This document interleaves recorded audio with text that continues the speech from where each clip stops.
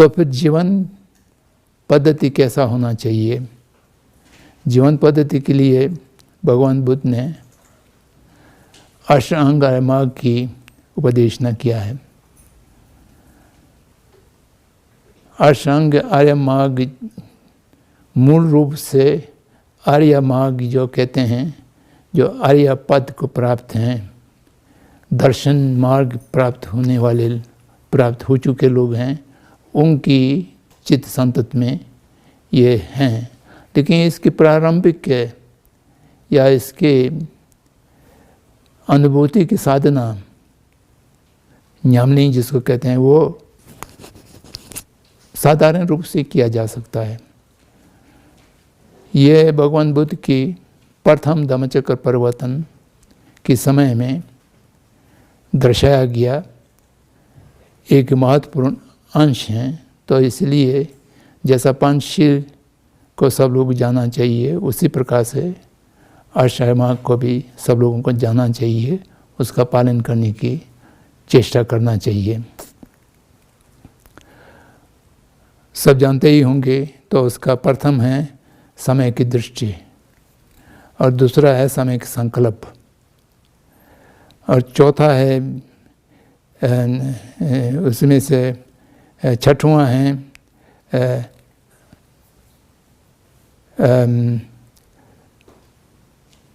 समय की स्मृति और आठवां है समय के समाधि। तो ये सब चित्त से संबंधित हैं। तीसरा है समय के वाक्य, वो वाक्य से संबंधित हैं। और समय कर्म है चौथा, वह काया से, शरीर से संबंधित हैं। और समय का जीविका है, वह साधन की शुद्धता के लिए हैं। और समय के प्रयास, ये काया वाक् चित्त तीनों का सम्मिलित कार्य हैं। तो इससे कायिक कम शारीरिक कार्य कैसा होना चाहिए, मानसिक कार्य कैसा होना चाहिए और संसाधन को कैसा जुटाना चाहिए, ये सब एक कर्म से बताया गया है। तो इसलिए एक अच्छा समय पवित्र जीवन व्यतीत करने के लिए ये 8 अंग मार्ग जो है वो समझना चाहिए और उसकी अभ्यास करना चाहिए। जैसा मैंने कहा, उसमें सबसे पहले है समय की दृष्टि। समय की दृष्टि मूल रूप से तत्व ज्ञान को कहते हैं, लेकिन यहाँ तत्व ज्ञान से बात नहीं करते। समय की दृष्टि हर आदमी को हर वस्तु के लिए एक अपना दृष्टिकोण होना चाहिए। विशेष रूप से कर्तव्य अकर्तव्य, कुशल और अकुशल के कार्यों की विभेद करने के लिए एक दृष्टि होना चाहिए। वह दृष्टि अंधविश्वास के रूप में नहीं रहना चाहिए। तार्किक दृष्टि से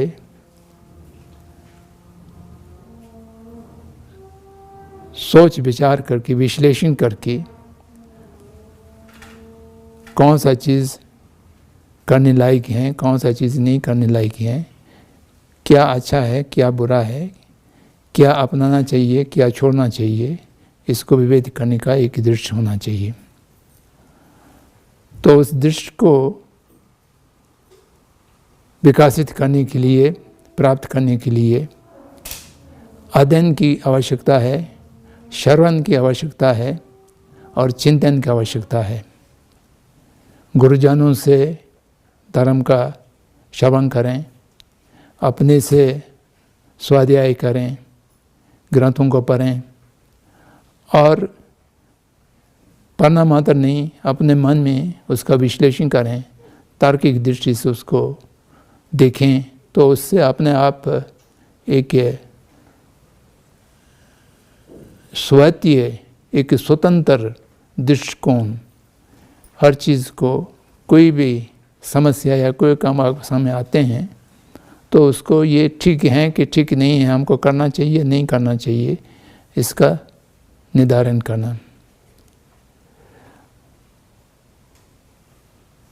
बौद्धों का दर्शन है प्रतिसंपन्नपाद और चर्य है अहिंसा।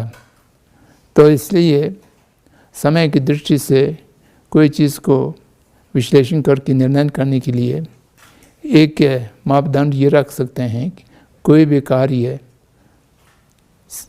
साक्षात रूप से या अप्रोच रूप से किसी को नुकसान पहुंचाते हो, हिंसा होते हो, वह अकुशल कार्य हैं।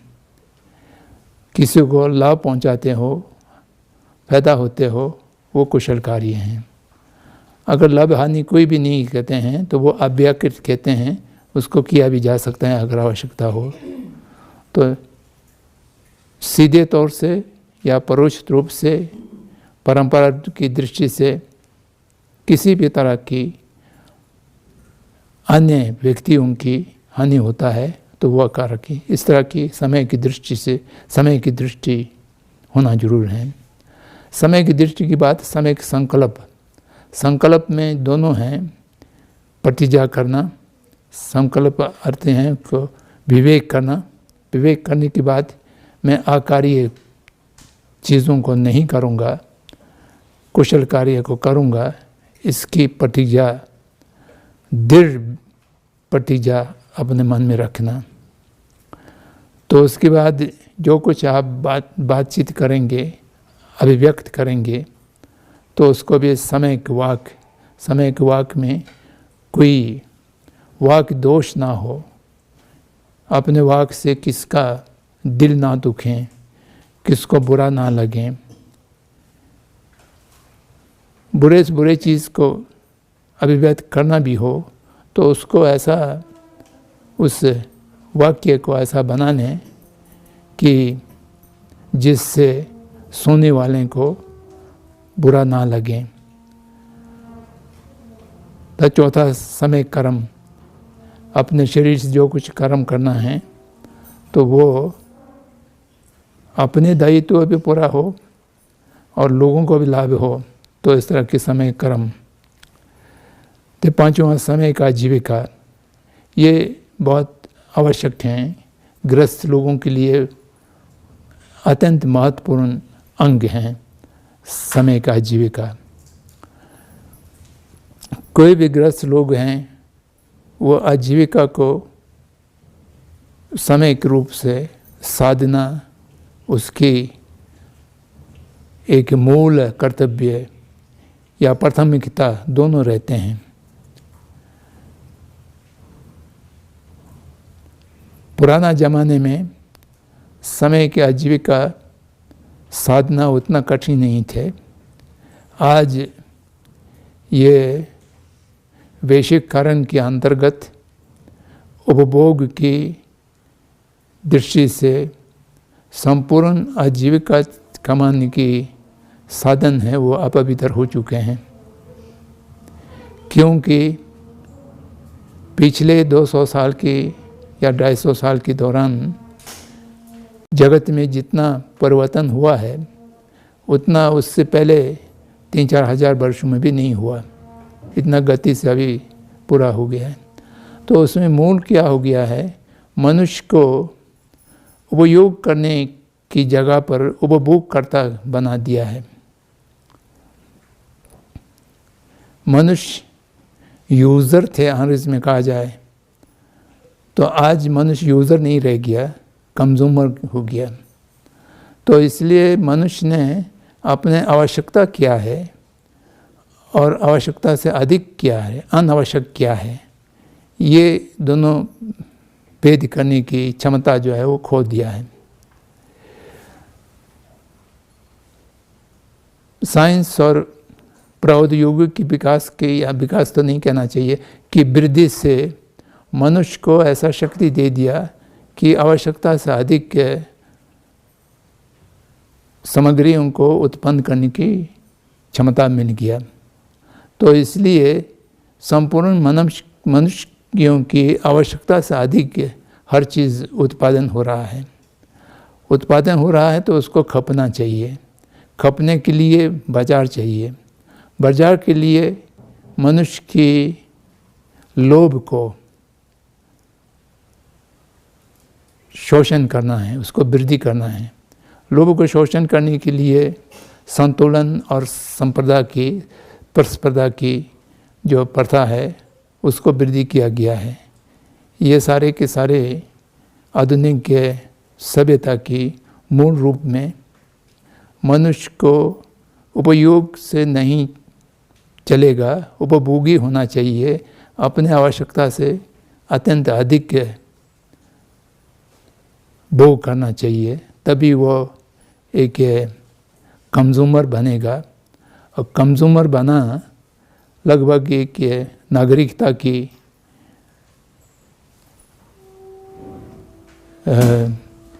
अर्हता की जैसा मान लिया गया है। तो इससे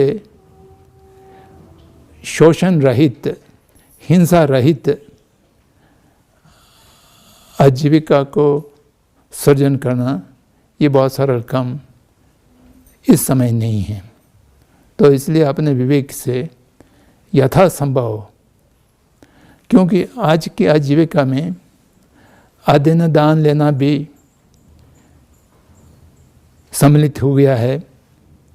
बहुत सा व्यवसाय ऐसा है जिसमें उसके बिना काम चलता ही नहीं है, और असत्य बोलना भी उसका एक अंग हो गया है, और बहुत सा जीवों की हानि करना भी व्यवसायों की अंश बन जाते हैं।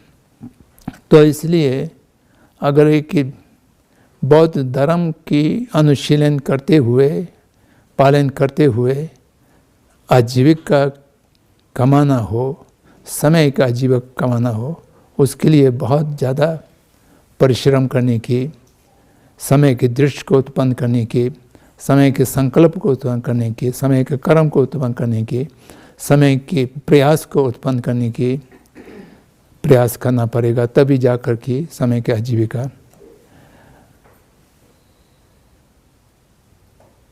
आवश्यकता से अधिक के जो कहते हैं वो शब्द विभिन्न परिस्थितियों में, विभिन्न समय में या विभिन्न जगह पर उसका परिभाषित करना और स्व की दायित्व में रहने वाले सारे परिवारों के लिए वो दिन धारण करना बहुत कठिन चीज़ है। अगर कोई आज के ज़माने में भी समय की आजीविका कमाने की क्षमता रख सकें तो उनको बाकी सब चीज़ अपना आप ठीक हो जाएगा। जब साधन शुद्ध जहाँ पर होगा तो बाकी सब चित्त शुद्ध, काया शुद्ध, वाक शुद्ध सब उसके साथ चला जाएंगे। तो इस बात को ध्यान रखना। और समय के प्रयास ये वीर्य पारमिता की साधना के अंदर आते हैं। कोई भी कार्य को साधने के लिए एक बार प्रयास किया, सफलता नहीं मिला, तो दूसरा बार प्रयास किया, सफलता नहीं मिला, तो उतने में आदमी हार मान लेना, वही समय के प्रयास की कमी है। 10 बार भी असफल हो जाए, 20 बार भी असफल हो जाए, लेकिन प्रयासरत रहना बहुत आवश्यक है। तो कहीं न कहीं जाकर के अगर आपकी कार्य जो है वो कुशल हैं तो कभी न कभी जाकर के सफलता होंगी। और उसके साथ साथ समय के स्मृति, त्रिशरण, पंचशील, अष्टांग मार्ग वगैरह जो उपदेश हैं उसको अपने स्मृति में रखना चाहिए, भूल नहीं जाना चाहिए।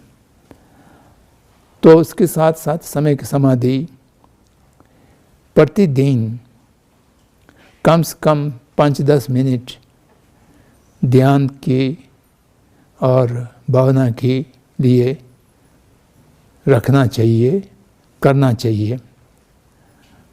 और कुछ नहीं तो आनापानसति का अभ्यास 10 मिनट कर लिया, 15 मिनट कर लिया, वो ऐसा लगेगा कि उससे कुछ प्राप्त नहीं होता है, लेकिन वो प्राप्त होना नहीं होने की बात नहीं है।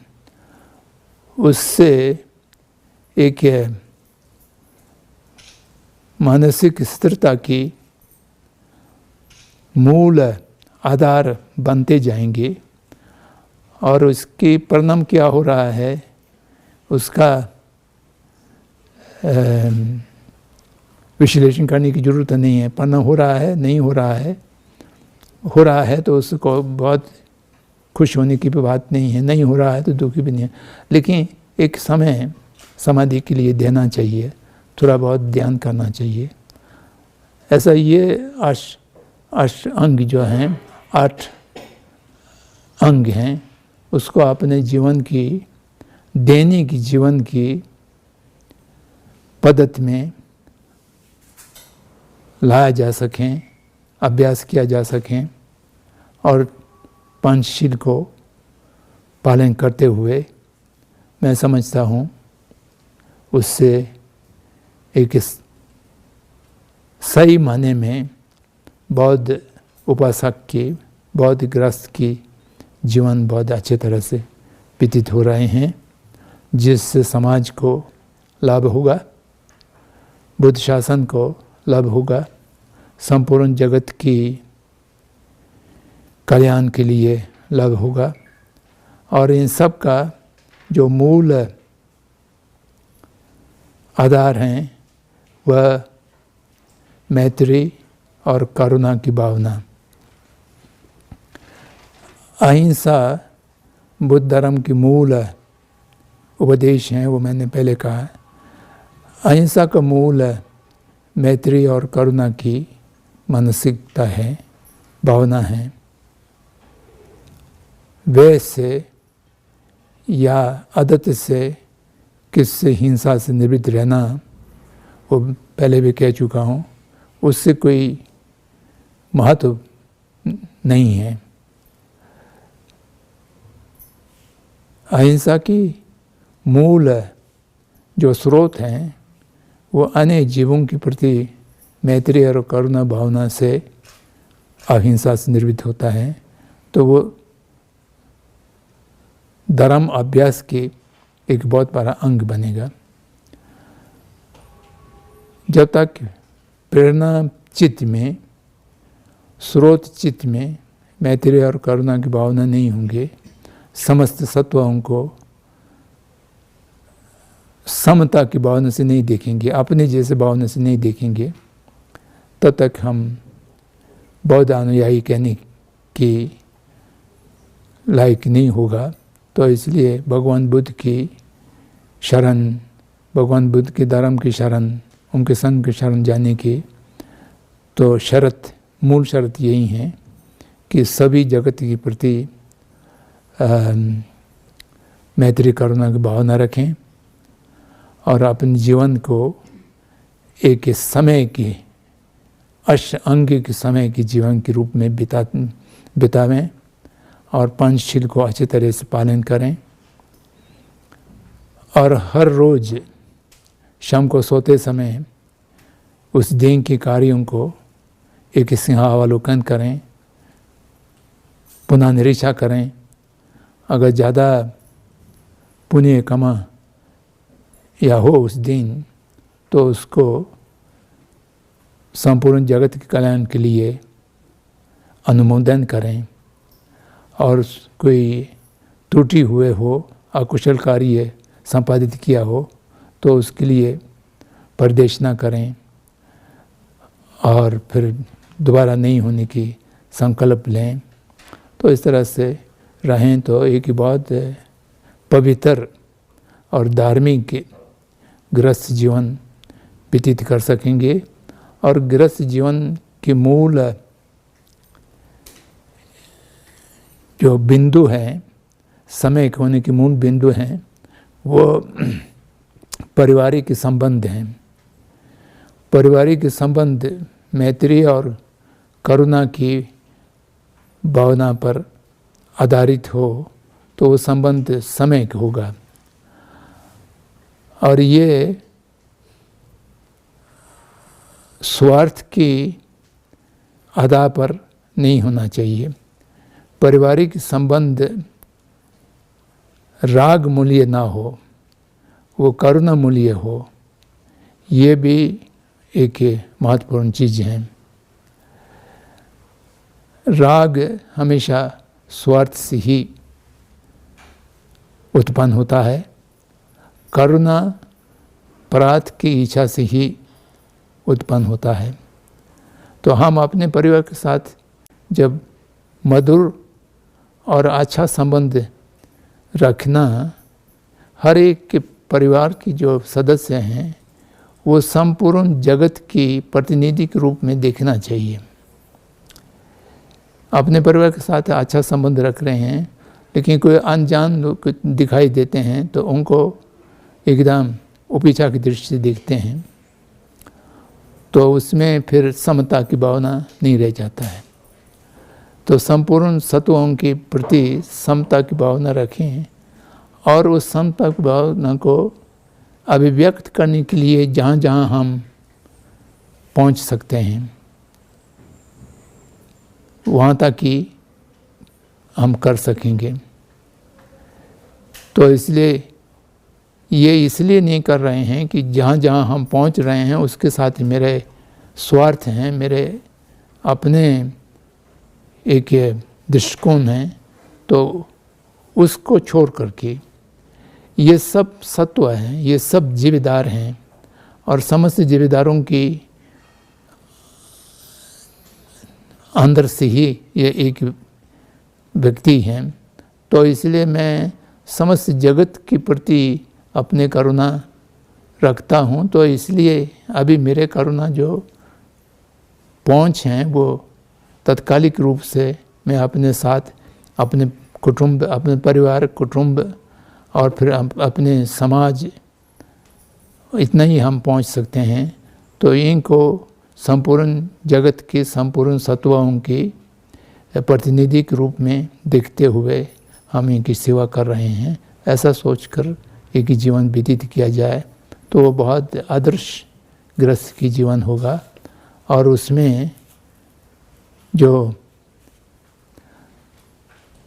कठिन दायित्व ग्रस्त जीवन में आते हैं, अपने बड़े बुजुर्गों की सेवा करना, बच्चों की परवरिश करना, उनको समय के संस्कार देना, उनकी मनोवृत्ति को धर्मानुकूल विकसित करना और समाज की और जो दायित्व हैं उसको भी निभाते रहना और संपूर्ण जगत की प्रति दायित्व हैं उनको भी निभाते रहना, ये सब एक गृहस्थ जीवन की अंग में आ जाता है। इसको ठीक से रख सकें तो उससे अतिरिक्त कोई धर्म साधना की आवश्यकता नहीं है, मुझे ऐसा लगता है।